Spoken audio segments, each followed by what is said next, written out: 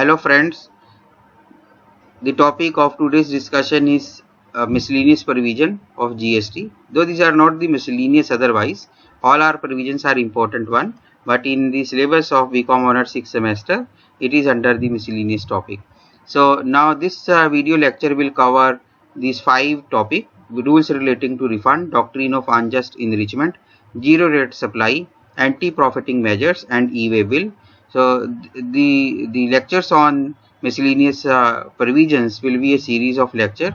So under first series we will be covering first two topic of today's discussion, that is rules relating to refund and doctrine of unjust enrichment.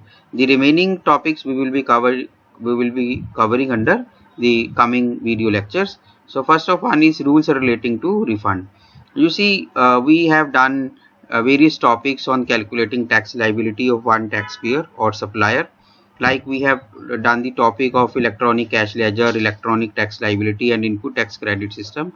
Similarly, we have seen we have discussed the rule 49 and sub rule 5, that is your priority of making adjustment ITC, like the CGST against CGST, IGST against IGST, SGST against IGST is the first priority, and if any liability or input tax credit remains, then in the CGST it can be claimed or adjusted under IGST, but it cannot be adjusted under CGST, SGST. So you see, similarly, if you come across the other topic where we have computed the tax liability considering outward tax liability and inward tax liability, the resulted figure may be either number one, that is tax liability, where our supplier or the taxpayer has to pay the liability, and second situation where our tax on inward supply is more as compared to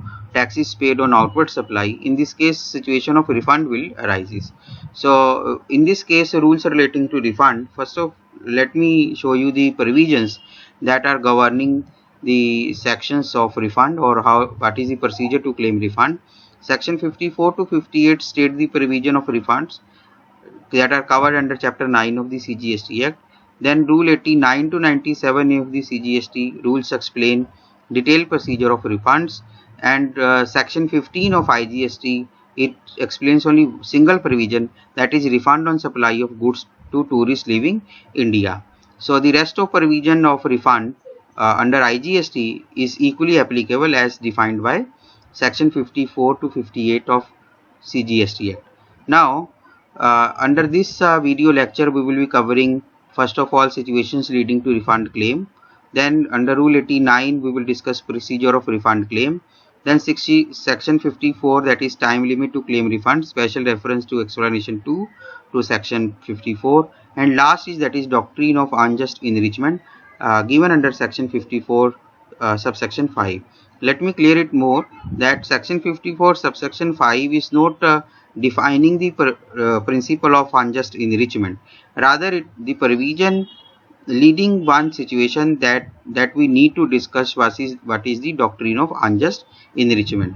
So there is no way under section 54, it is no explanation is given on unjust enrichment, but it is important to understand because the claim is not credited to the account of claimant or applicant unless or until unjust enrichment is adhered. So let's start with the discussion. First of one is situations leading to refund claim. So where person has either exported the goods or has made supply to special economic zone, any developer or unit, and paid some IGST tax on that. So in this case, refund of such IGST paid on goods or supply is available. Number 2, refund of unutilized ITC is also available. Number 3 is refund of tax paid on supply of goods regarded as deemed export may be claimed. Number 4, refund of any balance in the e-cash ledger after the payment of tax or interest, etc. also available. Again, it is under section 49, as I have told you earlier, that section 49.5 it talks about the your priority, and section 49.6 it talks about any balance if left in e-cash ledger, then it can be claimed as refund. Then refund on account of tax paid on supply which is not provided and for which invoice has not been issued. For example, tax on advance payment. One example you can consider here, more than that taxpayer or advance payment, that is in the case of casual taxpayer or NRTP, where they make payment as advance payment of tax, and if they do not whatever the supply they have made, it is not equal to or it is less than the less than the tax on that supply is less than the amount of advance payment of tax, in then obviously in this situation refund will be arises. However, the point number 5, it explains the situation where some advance money has been paid though the supply has not been executed. In this case, whatever the amount has been paid on this such advance payment can be claimed as a refund only if the supply has not been executed or it is not to be executed in future as well. Refund of tax wrongly collected and paid to the government by treating the supply as intrastate supply, which is subsequently held as interstate supply and vice versa. So in this case, you see the refund of all the heads are calculated differently. I mean to say, if refund on IGST, refund on CGST, refund on SGST will be calculated separately. Therefore, and similarly we have seen the liability on these three heads are calculated separately. So if any liability or any transaction on which the tax liability is calculated considering that this is the intrastate supply and tax has been charged at CGST plus SGST, but actually on later stage it is found that this was not the intrastate supply, rather it was the interstate supply, and you have to reverse that entry, and when you will be reversing that entry, obviously there will be a difference in the earlier liability and the new liability, and because of that adjustment, if refund arises, that can be claimed as a refund. So point number 7, refund of the IGST paid by tourists leaving India. It is under section 15 of IGST on any supply of goods taken out of India by that foreign person or by him. Tax becomes refundable as a consequence of judgment, decree, order or direction of appellant authority, appellant tribunal or any court. Point number 9 talks about the finalization of provisional assessment that we have done under assessment chapter. That provisional assessment is done when two conditions are met. The first one is rate is not certain, or when the value of supply is not certain. In this case, provisional assessment is made. So when this provisional assessment is finalized under section 60 and the remaining balance, or you can say the after adjustment of this tax liability, the remaining balance, it is our refundable amount, then such refund can be claimed. Then refund of taxes on purchase made by UN bodies or embassies. So if any special person like UN bodies or embassies, that we will be discussing in our this lecture as well as. So the supply made to these UN bodies or embassies, refund can be claimed on such tax paid on by these UN bodies. The first one is now coming to the procedure of refund. The first one is how to claim refund. So what is the, you can say, what are the different types of forms that we have to fill and how this form will be filled. So these are the some issues that we will be covering here. You see, the good feature of GST is that all transactions, either calculating tax liability or calculating refund, it is done online. Similarly, application of refund, it is also made online. So first one is refund in general cases. Any provision claiming refund of any tax including interest, fee, penalty, etc. may file application in form of GST refund. RED stands for refund. GST refund 01 electronically through GST portal. Refund on export of goods. In case of refund of IGST paid on export of goods, there is no need to make separate application. Rather, the shipping bill automatically is treated as refund claim. Refund of balance in electronic cash ledger. A registered person claiming refund of any balance in electronic cash ledger may claim such refund through the return furnished to the relevant tax period under section 39. So under section 39 we have already done different types of return, that is the ordinary return. It comes under, you can say, monthly return, quarterly return, and we know that GSTR 3, which is not practically now possible, though the GSTR 3B is applicable. So what is the due time of GSTR 3B? or 4 for, you can see, that is for composition dealer, and 7 is for CTP or NRTP person. So these are the three. Whenever the time arises to file this return, as the case may be, the refund can be claimed through this form in itself. Then coming to the procedure of refund. So you see, obviously when we are talking about the procedure, then question arises, who can file the application to claim this refund.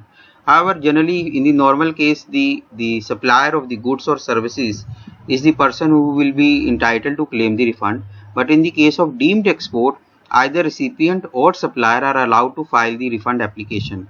The supplier can seek refund only in case where the recipient does not avail of input tax credit on such supplies and furnishes an undertaking to the effect that supplier may claim the refund. Similarly, if the things has happened in the case of special economic zone, I mean to say supply has been made to any special economic zone developer or any unit in special economic zone.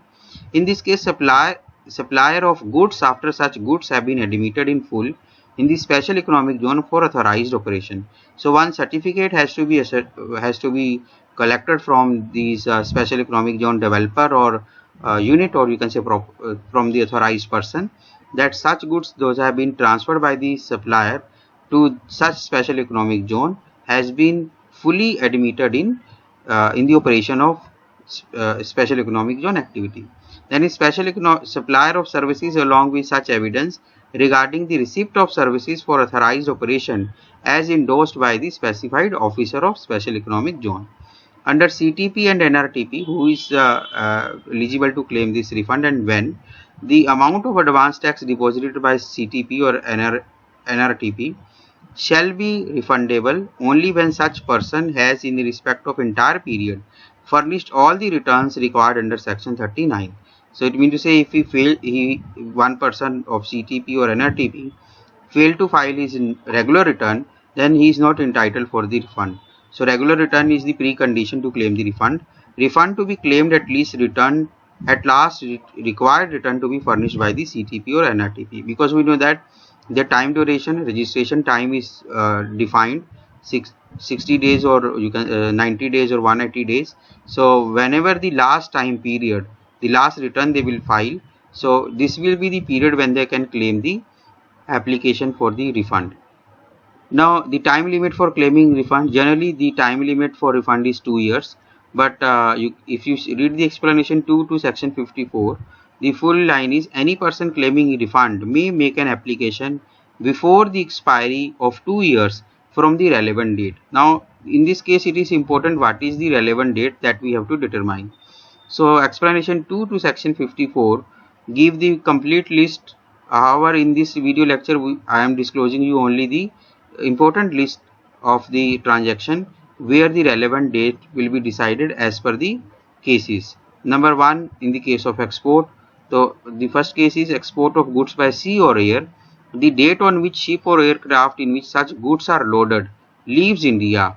So it means to say, when that ship or aircraft leaves the India, from this day we will add 2 years, and up to the date after adding these 2 years will be the date when the maximum time limit of claiming the refund. Similarly, goods exported by land, in this case when goods pass the frontier or you can say the land of our country. Goods are exported by post, date of dispatch of goods by post office concerned to a place outside India. And in the case of services, again export of services, where the supply are completed prior to payment. It means the payment has not been released, but the services are completed. In this case, date of receipt of payment in convertible foreign exchange plus 2 years, it will be the maximum time limit to claim the refund. Payment received in advance in the case of export of services, then in this case date of issue of invoice plus 2 years will be the maximum time limit to claim the refund. In the case of deemed export, date on which return relating to such deemed export is furnished, and similarly in the case of judgment or decree, the date of communication of such judgment, decree or order or direction of court or any authority. Refund of unutilized ITC in the case of zero rated supply. Now we have to remember that zero rated supplies are exported supply. Due date of furnishing of return under section 39 for the period in which such claim for refund arises. Then provisional assessment, date of adjustment of tax after the final assessment plus 2 years, and any other case date of payment of tax plus 2 years. This is the maximum time limit for claiming the refund. Then what are the documentary evidence that one has to be furnished or has to produce to claim the refund? You see, these are the evidences. Like in the case of judgment or decree, if the refund arises due to judgment or decree, then copy of the order passed by the proper officer should be furnished with that. Export of services, number and date of invoices, bank realization certificate or foreign inward remittance certificate is the documentary evidence to be furnished. Export of goods, number and date of shipping bill or bills of export, export invoices are the sufficient evidences as a documentary evidence. Special economic zone, especially in the case of goods, invoices as provided in Rule 46 along with the evidence regarding goods admitted in full for operation. So two things are required. One is invoice. Second is that one certificate where it is admitted that the goods supplied are fully admitted in the operations. Then in the case of services, invoice regarding receipt of services for authorized operation and detail of payment. So in the case of services, detail of payment is also required. In addition to these two documents, evidences, in case of special economic zone, one additional evidence is required, that a declaration to effect that tax has not been collected from the special economic zone unit or developer is also required to be furnished along with the other two. Unutilized ITC, number and date of invoices received and issued during tax period. Excess payment of tax, in this case statement showing the details of amount of claim in excess of payment of tax is required. Beside all these above evidences, one declaration is also required as a documentary evidence, especially where the amount does not exceed Rs 2 lakh. In this case, self-declaration is needed to be furnished to establish that there is no unjust enrichment, and where the amount of refund is more than Rs 2 lakh, one certification is required from either chartered accountant or cost accountant to the effect that there is no unjust enrichment has happened. So these are the documentary evidences to produce or to furnish to claim the refund. Cases where declaration or certificate is not required. In the following cases, either self-declaration or declaration from CE or cost accountant is not required. So the first case is refund of tax paid on export of goods, services or input services used in making such export. Refund of unutilized ITC in the case of zero rated supply of goods. Then refund of tax paid on supply in which is not provided either wholly or partly and for which invoice has not been issued, where a refund voucher has been issued. Then refund of tax in pursuance of section 67. The point we have done just before to that slide, that inter-adjustment of CGST to IGST, that is covered under section 77, and similarly in this case declaration is not required. I am repeating this one. Refund of tax in pursuance of section 77, that is tax paid on transaction treating it as an interest rate supply but actually or subsequently held to be an interest rate supply or vice versa. The tax or interest borne by such other class or applicant as the government may, on the recommendation of council, specify. So in these 5 cases, though the 5th one is not specified, so however in the other 4 cases the certificate is not required. Then is order of refund. So you see, after receiving the application from the applicant by the proper officer, and if the proper officer is satisfied that the amount claimed as refund is refundable, he may make an order accordingly, and amount so determined shall be credited to the consumer welfare fund. However, in certain specified cases, refund will be paid to the applicant.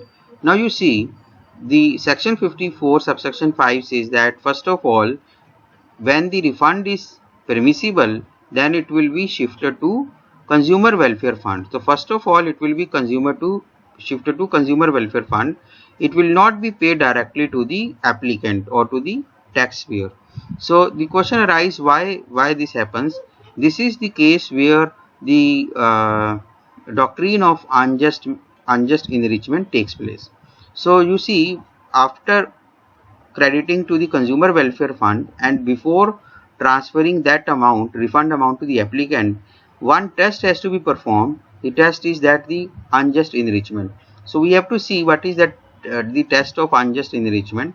If the test of unjust enrichment is fulfilled, then the amount will be given to the applicant. If it is not, then we will see the circumstances. I mean to say, in this case, amount will not be transferred to the applicant, rather it will be kept in consumer welfare fund for the some purposes. Purposes are written under section 55 of the CGST Act.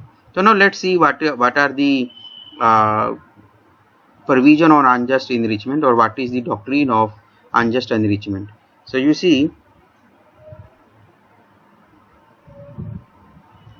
the doctrine of unjust enrichment, it is the one law under the branch of law, that is of equity. So let's see, if you see, there are two words, one is unjust and second is enrichment, and after explaining these two words, we will go to the what is unjust enrichment. So unjust mean to say something which is not in accordance with the accepted standard of fairness, justice, or which is also unfair. What is enrichment? Enrichment mean to say when a person gains something from another, then it is said to be person is enriched. The enrichment can be both just and unjust. When a person wrongfully uses others' property or benefit at the expense of other, then it is unjust. So what is now unjust enrichment? The doctrine of unjust enrichment states a person who has been unjustly enriched at the expense of another is required to make restitution to the other. So restitution means to say to restore the benefit.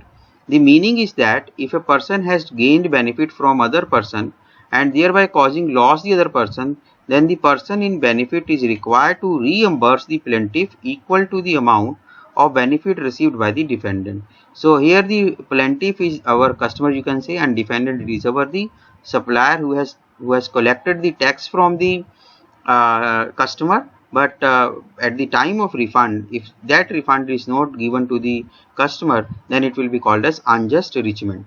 Now, according to Encyclopedia Law of Lexicon, the principle of unjust enrichment implied that the person having passed on the burden of tax to another, directly or indirectly, would not be entitled to get the refund even if such refund is permissible.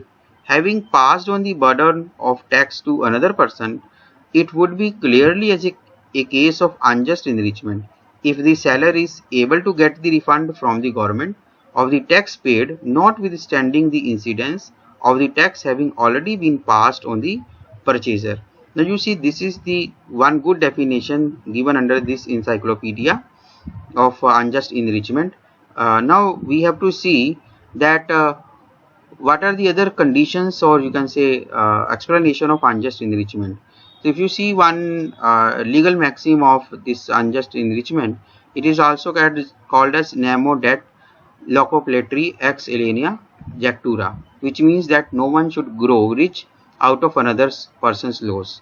So if you see, then three things must be fulfilled before holding any enrichment as unjust enrichment. The first one is that the supplier has been enriched by the receipt of the benefit, that is refund, so that the supplier must have been enriched at the expense of the customer, and that allowing supplier to keep the benefit will be unjust. Now if you see the indirect taxes system, and we know that under indirect taxes the ultimate burden is on consumer.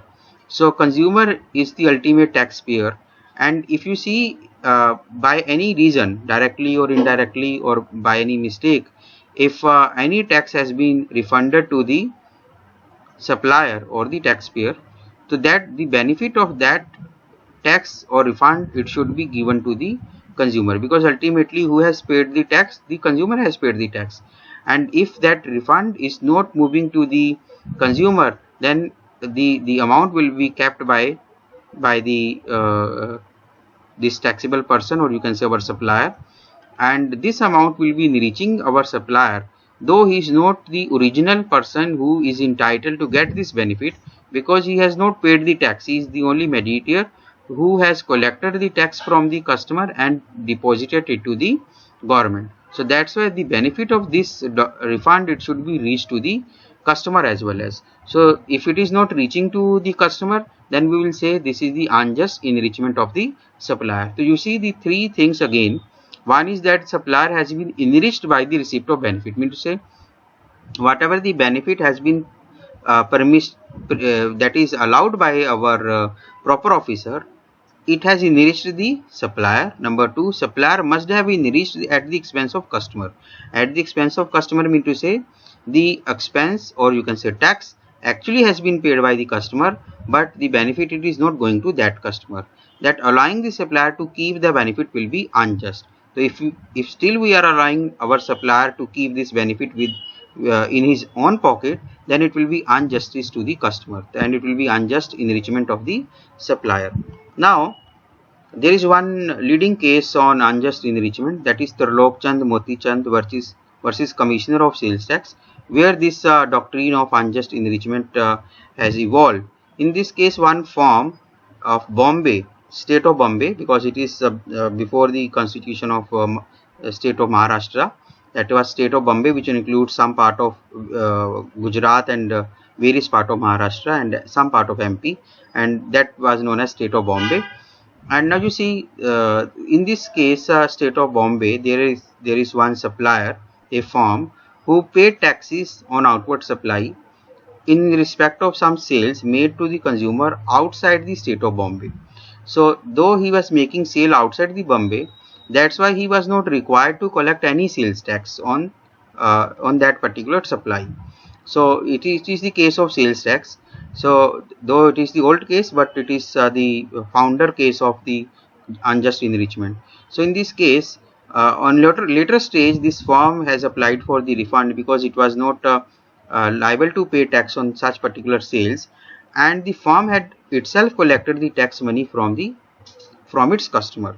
When it was collected the money from the customer and deposited to the government, but later on stage it claimed the refund, and the amount was ordered to be refunded on one condition, that one receipt or one acknowledgement must be produced before the court of law, that whatever the refund amount is being allowed to this particular firm will be given to the customer.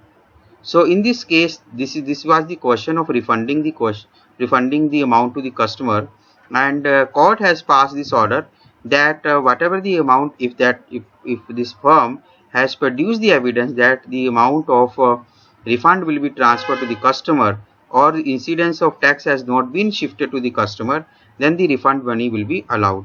Now, however, this firm was ordered to return the tax money. In this case, I mean, say whatever the amount collected from the customer, the firm was ordered to return to the customer, because ultimately the money was collected from the customer, tax was paid by the customer, and the refund ultimately belonged to the customer.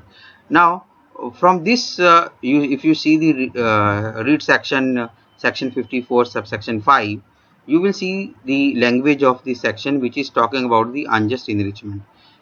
Section reads, if on the receipt of any such application the proper officer is satisfied that the whole or part of the amount claimed as refund is refundable, he may make an order accordingly, and amount so determined shall be credited to the fund referred to section 57.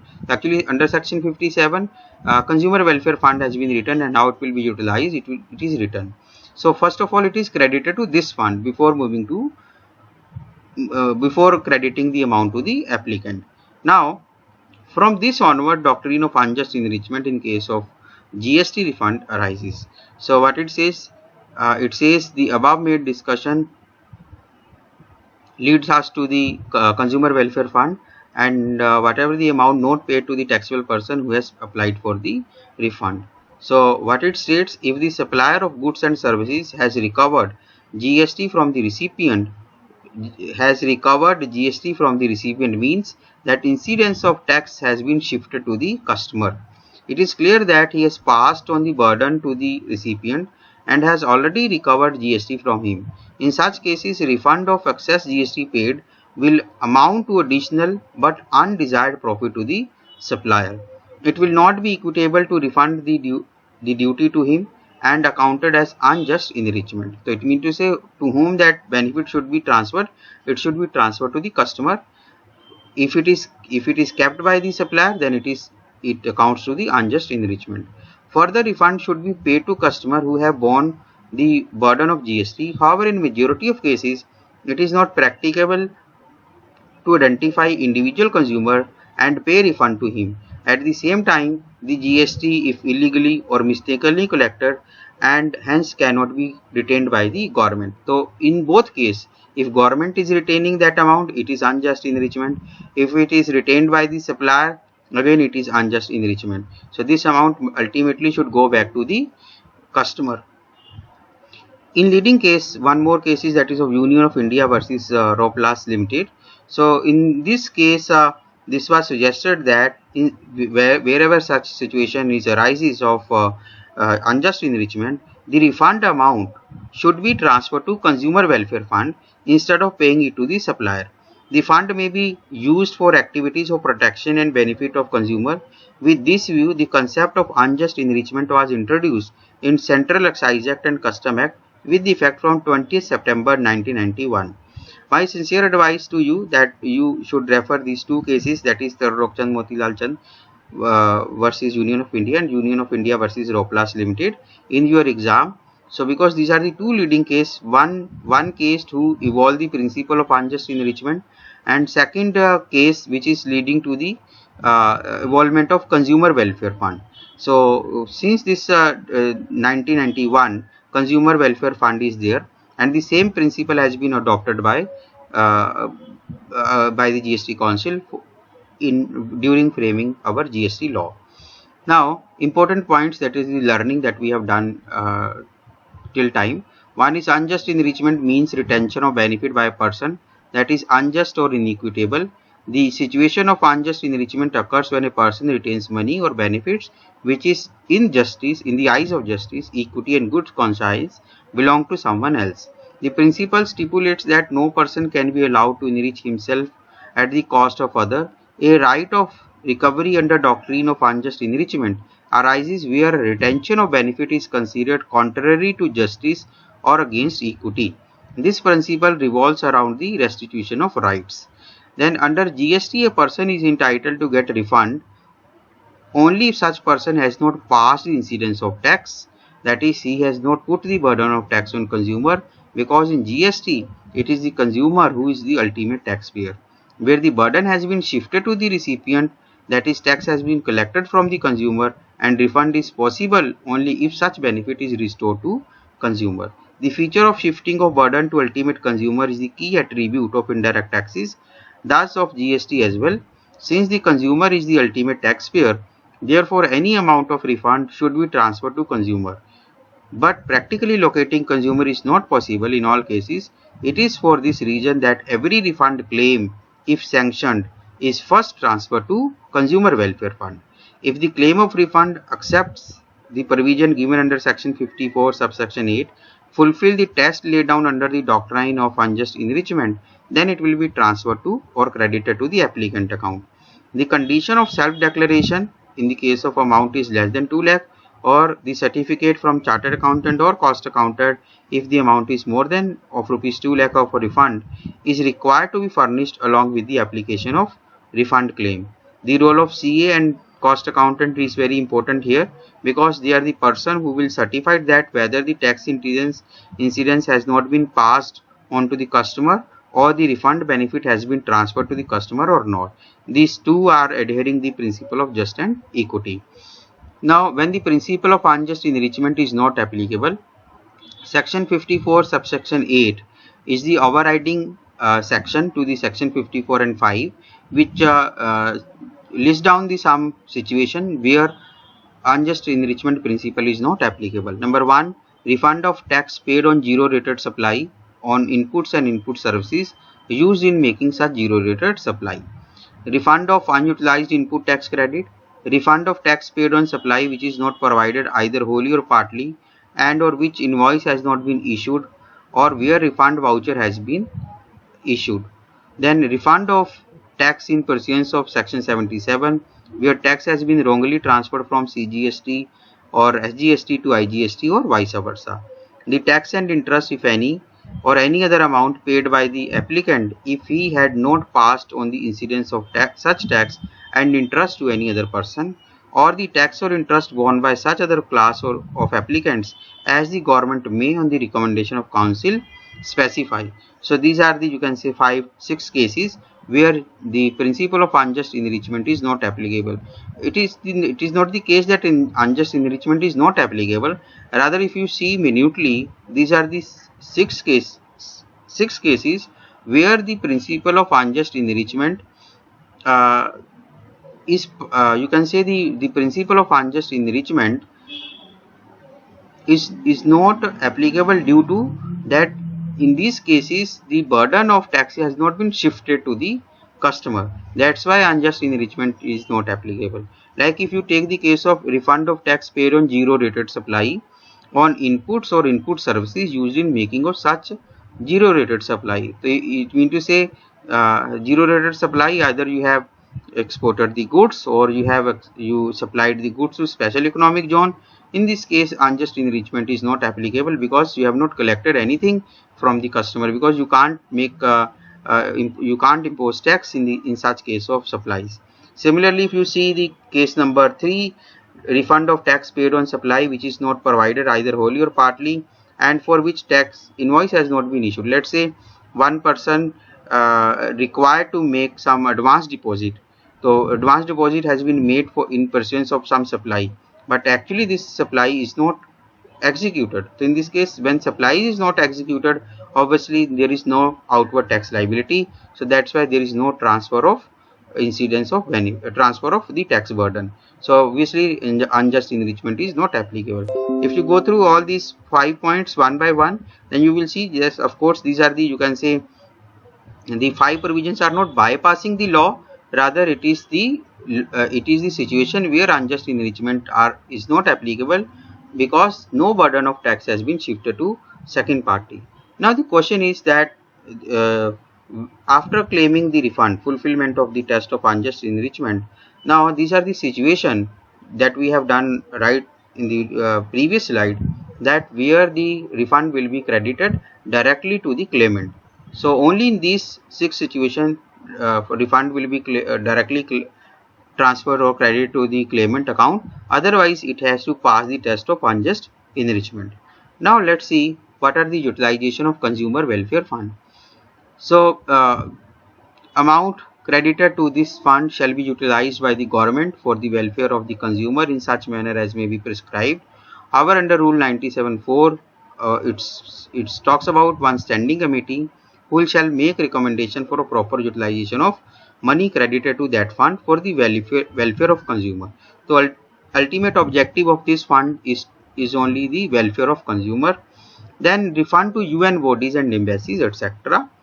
Now section 55 shows the person who is entitled to refund are listed below. Number 1 is any specialized agency of the United Nations organization, any multilateral financial institution and organization notified under the United Nations Privileges and Immunities Act 1947, consulate or embassy of foreign country, any other person specified in this behalf. So these are the 4 persons those can claim refund under section 55. However, by virtue of this power given under point 4, that is any person specified in this behalf, the board, that is our CBIC, exercise the said power. Canteen store department has been authorized, or you can say it has been granted this exemption under the Ministry of Defence, has been notified as a person who shall be entitled to claim a refund of 50% of the applicable CGST, IGST paid by it on all inward supply as refund. So these are the main provisions on our refund as well as unjust enrichment. In the coming section, we will be discussing anti-profiteering measures as well as zero rated supply. Thank you.